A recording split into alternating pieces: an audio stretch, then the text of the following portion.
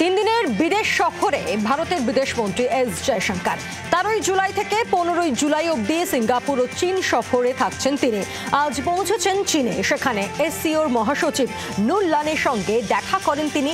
তিয়ানজিনে এসসিওর বৈঠকে যোগ দেবেন। বৈঠকের পাশাপাশি জয়শঙ্কর দ্বিপাক্ষিক বৈঠকও করবেন, খবর বিদেশ মন্ত্রক সূত্রে। নিখোঁজ হওয়ার 6 দিন পর যমুনা নদী থেকে উদ্ধার ছাত্রের দেহ। মৃতার নাম স্নেহা দেবনাথ, ত্রিপুরার বাসিন্দা। দিল্লির আত্মারাম সনাতন ধর্ম কলেজের বিএসসি গণিত বিভাগের 2য় বর্ষের ছাত্রী ছিলেন তিনি। গীতা কলোনির কাছে নদী থেকে পচা গলা দেহ উদ্ধার হয়। দেহের পাশ থেকে উদ্ধার সুসাইড নোট। ছাত্রীর মানসিক অবসাদের স্পষ্ট উল্লেখ উদ্ধার হওয়া চিঠিতে। সিগনেচার ব্রিজ থেকে ঝাঁপ দিয়ে আত্মহত্যা করার সিদ্ধান্তের কথাও লেখা ছিল চিঠিতে। তবে মৃত্যুর কারণ এখনো স্পষ্ট নয়। যাত্রী নিরাপত্তায় বড় পদক্ষেপ ভারতীয় রেলের। লোকাল ট্রেন থেকে শুরু করে দূরপাল্লার সব ট্রেনের কামরাতেই বসানো হবে সিসিটিভি ক্যামেরা।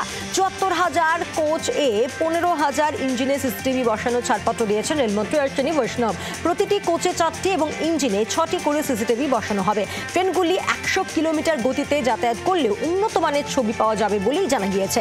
কম আলোতেও স্পষ্ট ছবি পাওয়া যাবে, বিবৃতি দিয়ে জানিয়েছে রেলমন্ত্রক।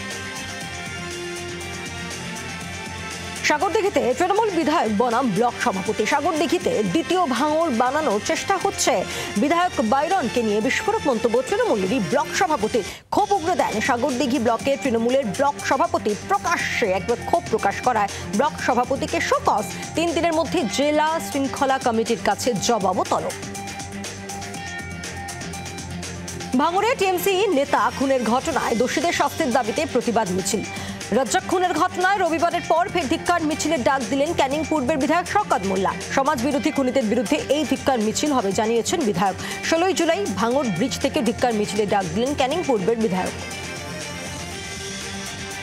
খেজুরিতে বিজেপির 2 কর্মীর অস্বাভাবিক মৃত্যুর প্রতিবাদ। বিজেপির ডাকা খেজুরি বন্ধে সকাল থেকে উত্তেজনা। খেজুরিতে প্রতিবাদ মিছিলে বিরোধী দলনেতা শুভেন্দু অধিকারী। খেজুরি জুড়ে গাছের গুড়ি ফেলে পথ অবরোধ করে বিক্ষোভ বিজেপির। বন্ধ তুলতে গেলে পুলিশের সঙ্গে ঠেলাঠেলি, ধস্তাধস্তি, গাড়ি ভাঙচুর। খেজুরির হেরিয়াতে পুলিশের সঙ্গে উত্তেজনা। 10 জনকে ইতিমধ্যে গ্রেফতার করেছে পুলিশ।